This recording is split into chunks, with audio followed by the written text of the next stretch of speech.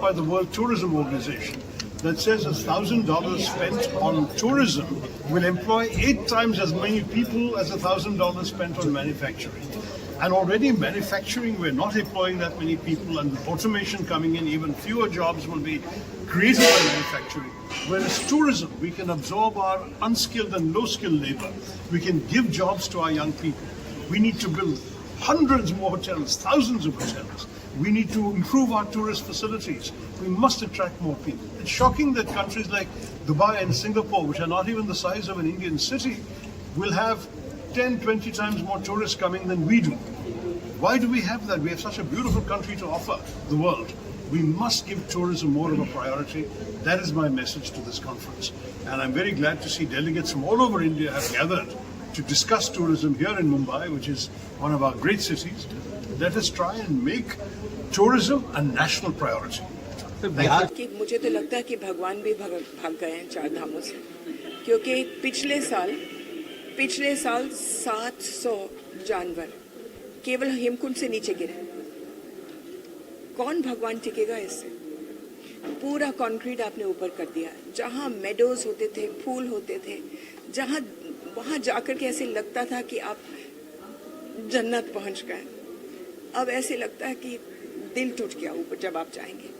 घूम फिर करके मिट्टी, क्रूरता देखते देखते देखते आप ऊपर पहुंचे, और फिर किस लिए पहुंचे? मैम, राजनेता से इतर आपकी एक अलग पहचान जो है वो एक पर्यावरणविद की है। मैं आपसे पूछना चाहता हूँ कि मुंबई में भी कबूतरों को लेकर एक बड़ा हमने देखा प्रोटेस्ट हुआ, किस तरीके से जैन समाज जो है वो सड़कों पर आया।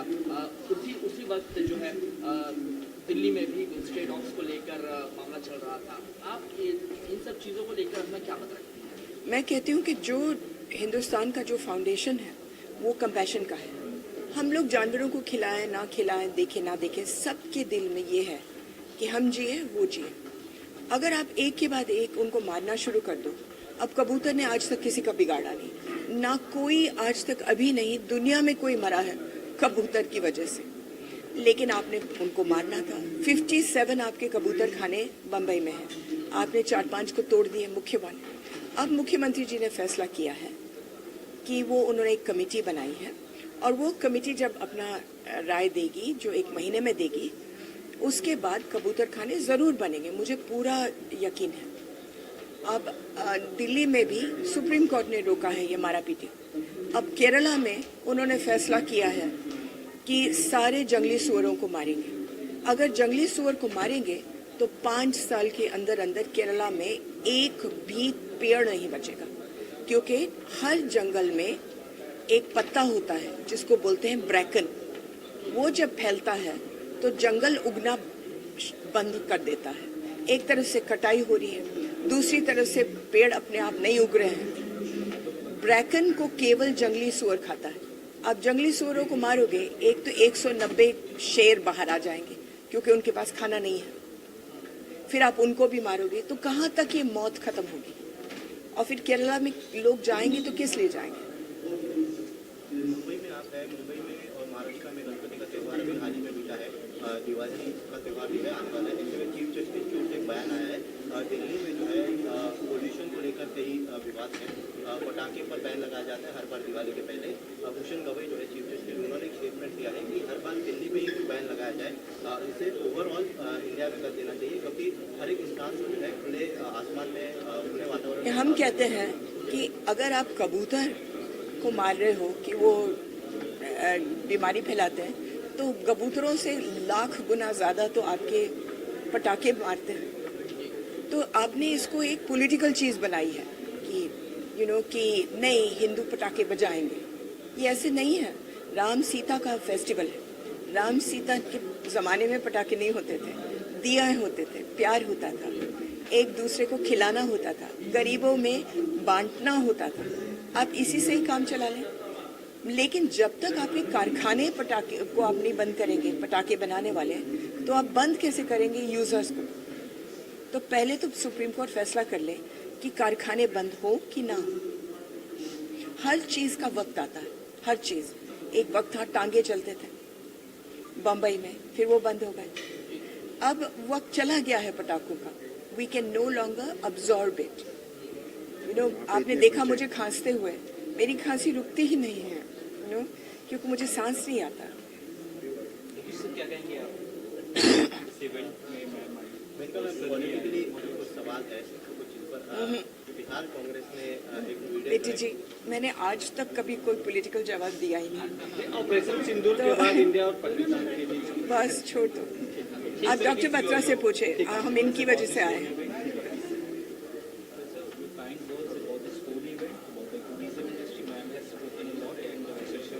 Yeah, I'm very happy to be here and very happy to host this small event. It's one of the largest events in the country, and we are very happy to have Ma'am over here Thank you. as a guest of honor, as well as Sashi Tharoor. It's such a pleasure, and I just want to add that as far as the pollution is concerned of firecrackers, what's also important is there's so much of child labor that is also involved over there. So it's not just the pollution, but it's also unethical practices which go on. And one of the biggest health problems today, as you all know, is air pollution. It's also water pollution. It's also plastic pollution. But a lot of it is air pollution. I'm saying people who live in Delhi know that you can hardly breathe. And people are now moving to seconds home in Goa and other places. So it's very, very important. ये बहुत ज़रूरी है कि हम जो हम सांस लेते हैं, and as a doctor I can say this, वो साफ होनी चाहिए. And it's in our interest, therefore, that we must make sure that we have clean atmosphere, clean health. And we also have to make sure that also we have a lot of positive thoughts as well. आजकल जो है there's so much of conflict that's going on everywhere. There are wars, people can't live with each other, and I just urge people that also it's important that if you really have to have a healthy life and a happy life, we must make sure that we are able to relax and not keep running around in circles all the time. Thank you very much. क्योंकि tourism industry जो है, silent please ये बहुत ही important event है, इसलिए मैं आई हूँ. जो हमारे टूरिस्ट ऑपरेटर्स हैं यहाँ और पूरे अंतर्राष्ट्रीय में, वो फैसला करते हैं कि कौन सा देश मरेगा, कौन सा जिएगा, किसके जंगल कटेंगे, किसके कौन अच्छा करेगा, कौन बुरा करेगा.